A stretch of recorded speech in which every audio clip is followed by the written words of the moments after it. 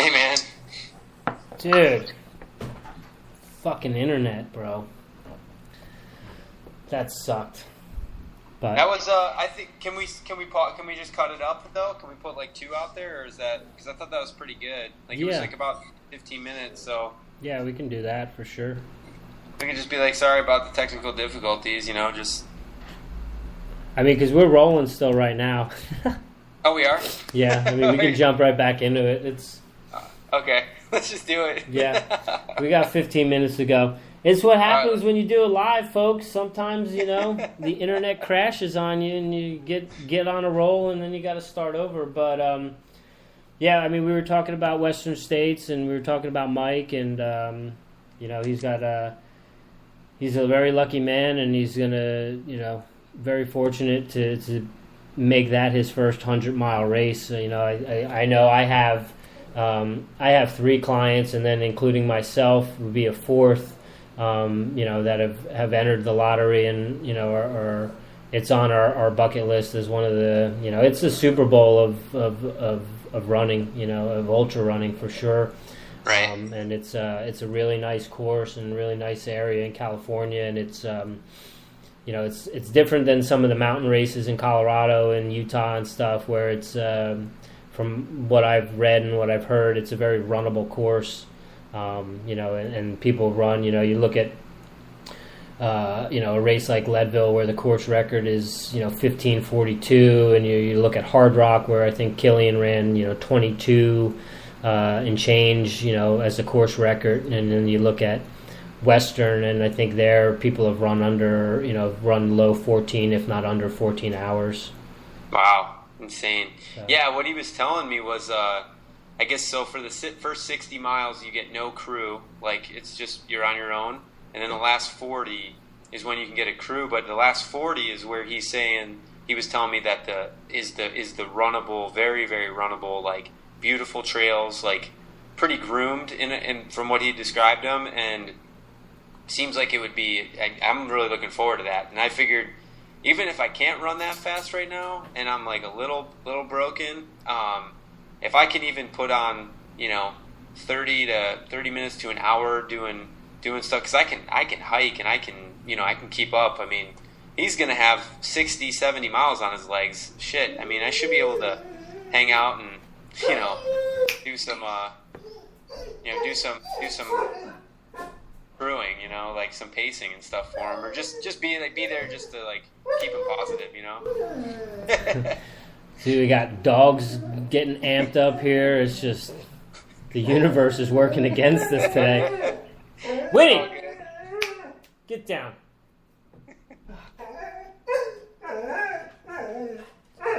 Basset hounds, bro. Oh yeah, those dogs, man, they're hilarious. So yeah, but I mean, either way, it's gonna be fun. I'm looking forward to it. We actually got a cool thing happening. Next week we'll hopefully have Mike on with us, and then for like kind of a pre-race preview, and then in 2 weeks we're gonna have Mike back on to talk about the experience. So I hope that all works out. I know he's lined up to do it, so I bet his life is gonna go from like all this training. I wonder. I'm really looking forward to 2 weeks from now to see what he's feeling like, just like body wise and just like life-wise. He's going to be like, wow, what am I going to do with all my time right now? Just something like just that. You just want to ask him those questions and talk about what his brain was going through, like at mile 50 or something. It'll be fun. It'll be really cool. Well, and the thing is like, I know with my experience is that I had, I had every intention of that was going to be it for the year. That was my only goal, and I told myself I wasn't going to sign up for any races, until I got done, and if I was even going to do that. And I mean, I had such a great day and such a great experience that like I immediately, like the next day, like signed up for the Quad Dipsy because I was just so fired up. And it'll be interesting. You have some people, they go out and they run their first race or their first marathon or first ultra, and it may not be the best experience. And they get across the finish line and, I'm never doing that again, and then within a week or two, they're already online looking for another thing to sign up for. So, yeah, it'll be pretty exciting to pick his brain before and after, and, I hope it's a great experience for him, and I hope he has a great day, and it sounds like he's been doing all the right things. So, I think that's the majority of the battle is if your training is on point and everything's firing right and you've done everything the right way and you've prepared and you're in a good state of mind, that as long as he has practiced his nutrition, which I'm sure he has, and he is able to continue to fuel himself, that's my take on it. As long as you can keep eating, you can keep moving, and if you can keep moving, you're going to be successful. Yeah, and that's probably really good advice for me. I mean, I'm going to do my first ultra this year, and I'm picking your brain all the time. I'm picking his brain, and it's just fun to think about. I'm looking forward to it. But yeah, I mean, that's one of the things I consistently hear from most. I mean, from all the ultra runners I've talked to, as far as you got to make sure you're putting the right stuff in your body, as far as you're hydrating. And you're also just, putting calories in your body, because you're just burning up so much. So that's definitely some good advice. What was your first ultra marathon, and what made you pick that one? So the first one I did was it was a timed event. It was a 24-hour race, and it was in Philadelphia. So it was a 8.5 mile loop around the Schuylkill River. You run by the steps from Rocky, and I had done it. It's a relay event too. It's like a fundraising event. It's for it's called Back on My Feet, and it's an organization that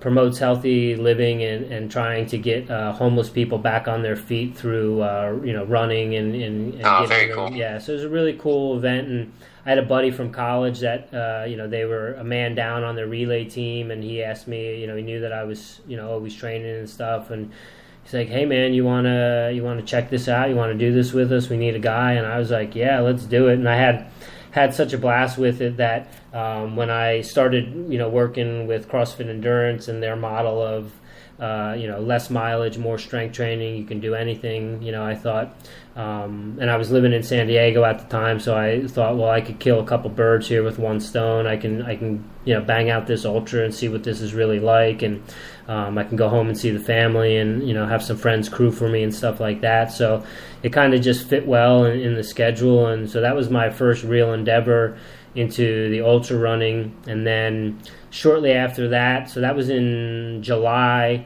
and then in September I did the Noble Canyon 50K out in Cleveland National Forest out in San Diego, and that was my first real trail race, and that was a big eye-opening experience for me, because coming from where I was racing, my only real what I thought was trail running was cross-country racing, like in college and in high school, and trail racing in ultra world is it's cross-country doesn't even compare to it. It's not even a comparison. And so that was really when I got hooked, was just that 50K, where basically you run down 15.5 miles from 6,000 feet, and you turn around and go right back up.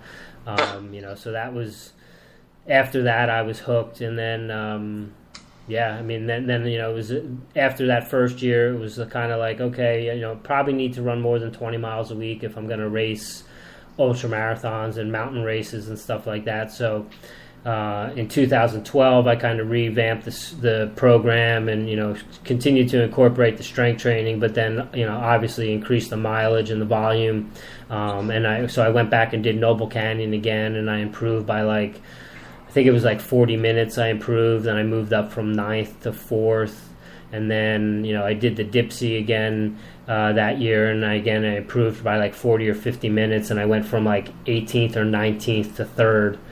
And then that was really it. I know we talked offline before about, that kind of Zen in the ultra world, and you just kind of moving meditation. And that was one race where I really truly felt like I was in the moment and really present for a good majority of it. And I think maybe it was just you get to a certain point with ultra running that you get so exhausted that you can't think anymore, and you can kind of just be. And so that after that season in 2012, I was hooked, and then it was just, because when I did that ultra in the 24-hour race, I didn't finish it. I stopped at 19 and a half hours.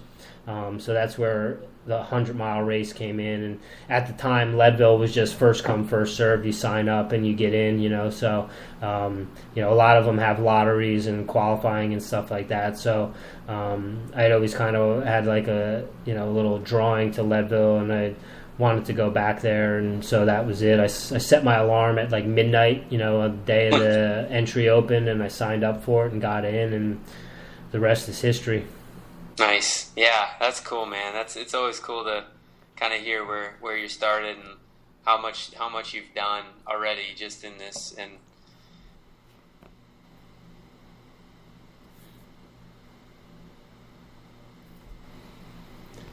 oh boy, folks, I lost them again. This internet is not working well with me today. Unfortunately, it's been a little bit of a bummer here. But it is what it is when you're doing things live. So I'm sorry about this choppy broadcast that we're presenting to you. But we'll try to get Dr. Chris on here as quickly as possible. But don't forget, go to Boom Running. Check out their gear. They've got some pretty rad stuff. I like their trucker hats. It's a big thing in the ultra community. And they've got some cool graphic tees and stuff like that. But if you use the code LONGRUN, you will get free shipping on all your orders. So go there, support Mike, support what he's doing. He's supporting us. So it'd be really good if you could check it out. Let us know what you think. If you have any questions, you can send them to me at rich@runningwad.com. I'm on Instagram at runningwad, on Facebook, on Twitter, at Rich Airy. Dr. Chris can be found at thelongrunproject.com. He's got a blog going. He's a Long Run Project on Instagram and on Facebook.